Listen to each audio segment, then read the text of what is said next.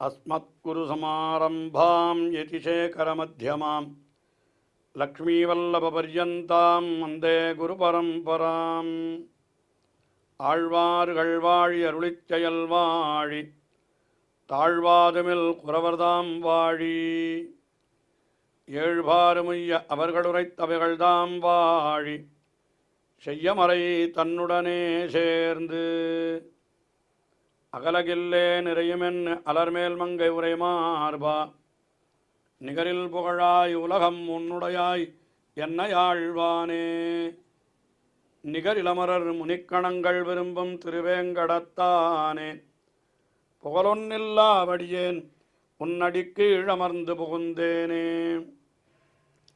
அகில புவன ஜன்மஸ்தேம பங்காதிலீலே வினத விவிதபூத உராதரக்ஷைகதீக்ஷே ஸ்ருசிதரசி விதீப்தே பிரம்மணி ஸ்ரீனிவாசே பவது மம பரஸ்மின் ஷேமுஷி பக்திரூபா श्रीरम्यजामातृमुनीन्द्रशासनात् यो मङ्गलाशासनसौप्रभादिके चक्रे प्रपत्तिञ्च वृषाचलेशितुः तं वादिभीकृत्गुरुम् आश्रयाम्यहम्.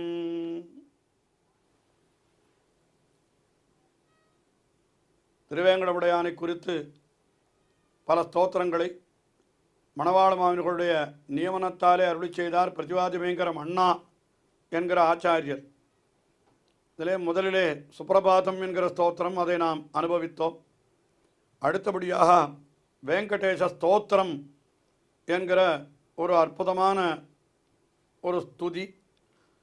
இந்த துதியை மிக அழகான விருத்தத்திலே அமைத்து, சொற்களெல்லாம் அப்படி துள்ளி வரும்படியாக அழகான விருத்தத்திலே அமைத்து அருளி செய்திருக்கிறார் என்று பார்க்கிறோம்.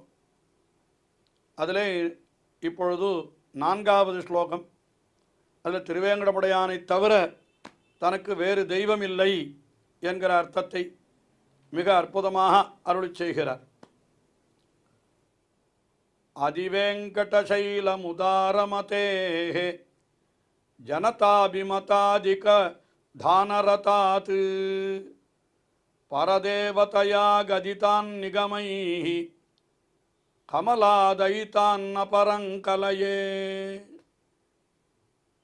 ஆதிவேங்கடசைலம் என்னால் வேங்கடசைலத்திலே எழுந்தருளி இருப்பவன், திருவேங்கடமலையை தனக்கு இருப்பிடமாக கொண்டவன்.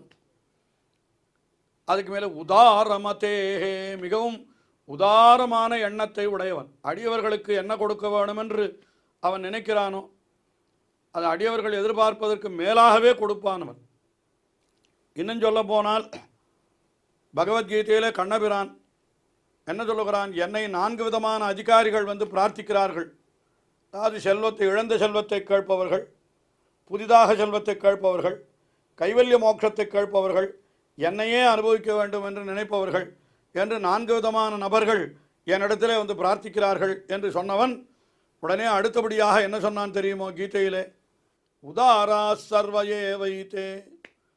என்னிடத்தில் வந்து கேட்கிற அந்த 4 பேர்களும் வள்ளல்கள், உதாரர்கள் என்று சொன்னான்.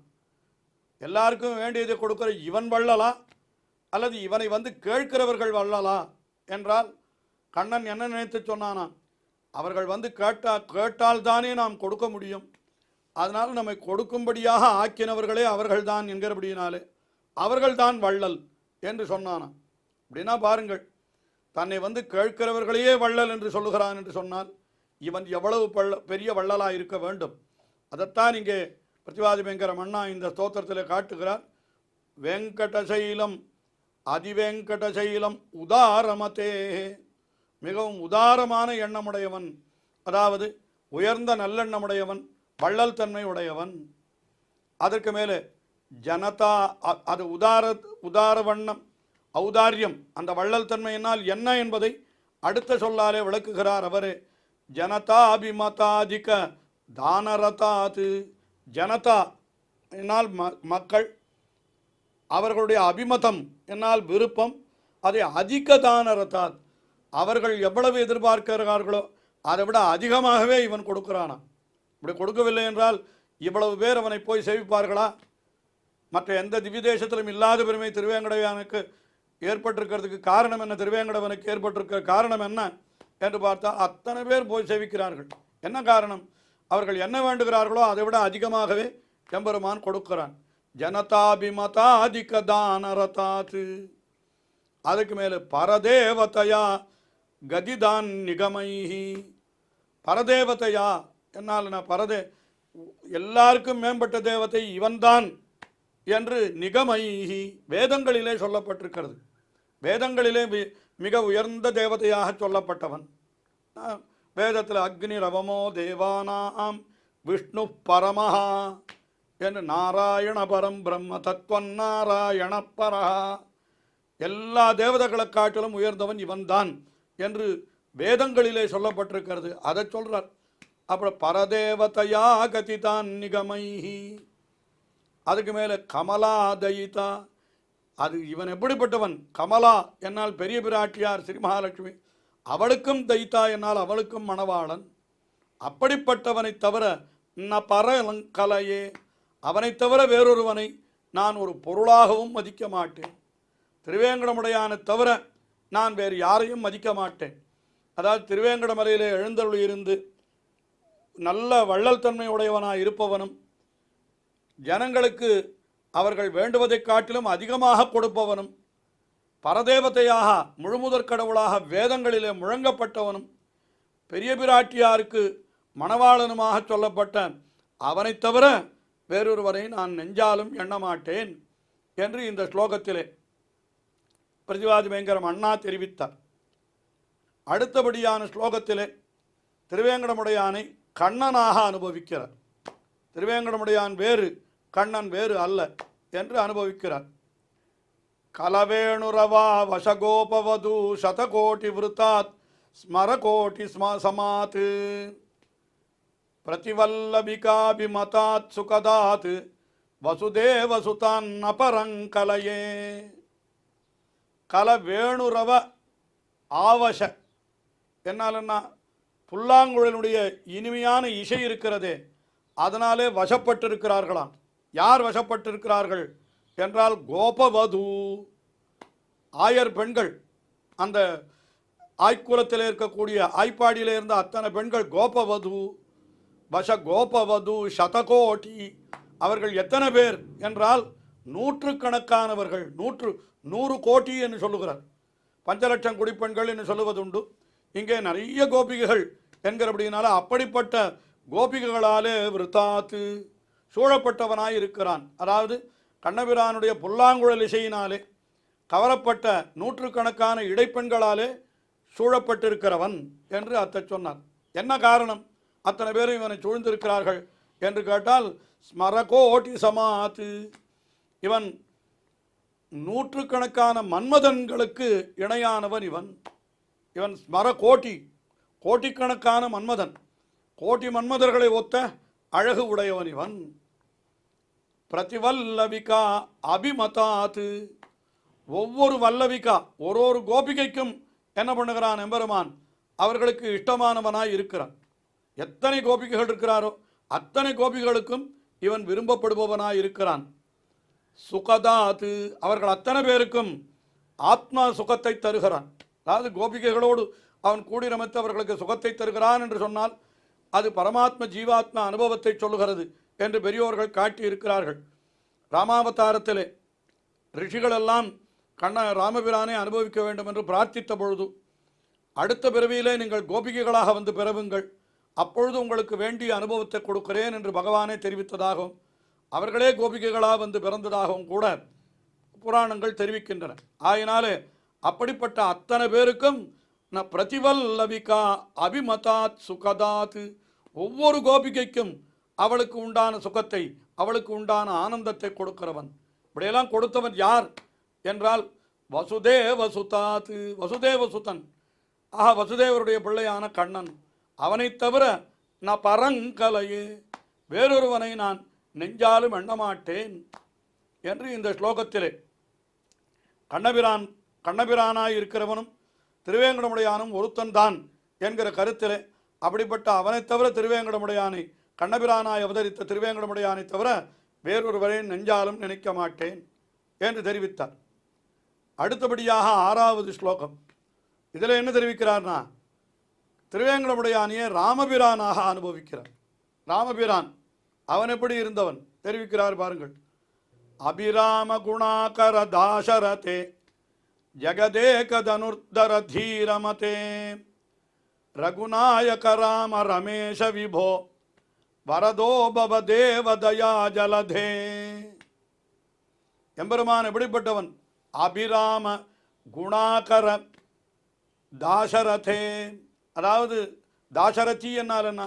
தசரதஸ்ய அபத்தியம் புமான், தசரதருடைய பிள்ளை என்கிறபடியினாலே அவனுக்கு தாசரதிஹி என்ற பெயர் ஏற்பட்டது.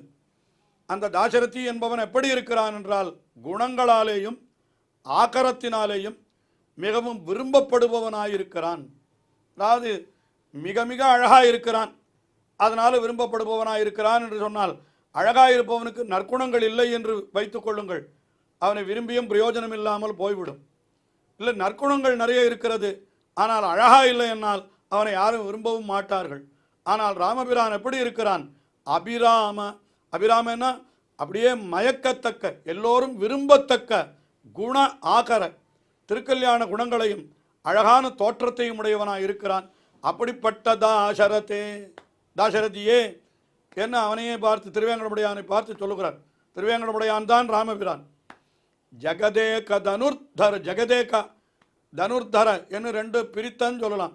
உலகத்திற்கெல்லாம் ஒப்பற்ற ஒருவனாயிருப்பவனே என்று, அல்லது ஜெகதேக தனுர்தர, உலகத்திற்கெல்லாம் ஒரே வில்லை உள்ளாளியாய் இருப்பவன்.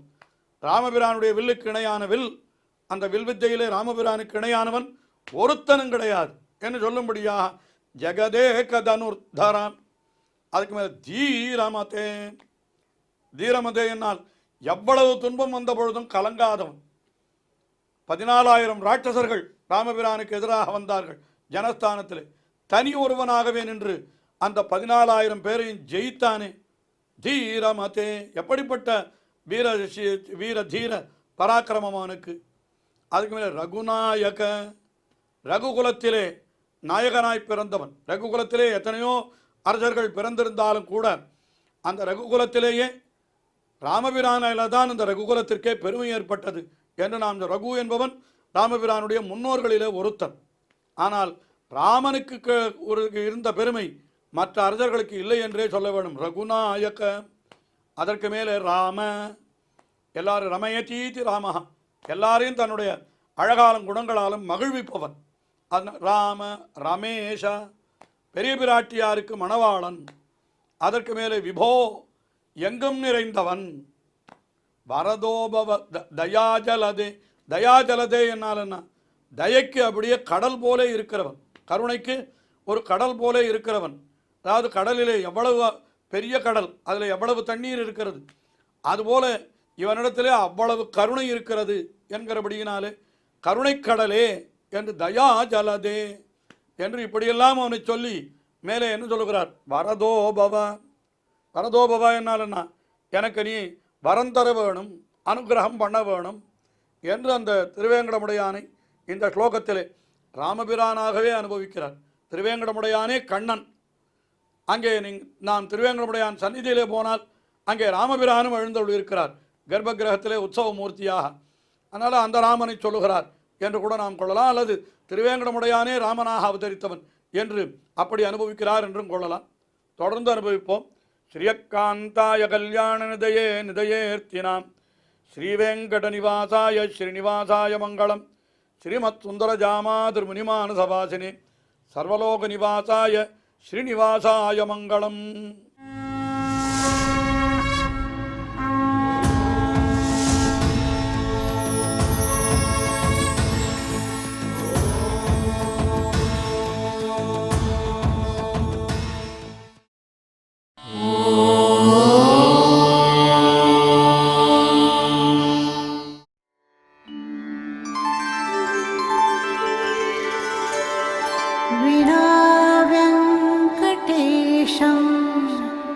ननाथो ननाथः सदा वेङ्कटेशं स्मरामि स्मरामि हरे वेङ्कटेश प्रसीद प्रसीद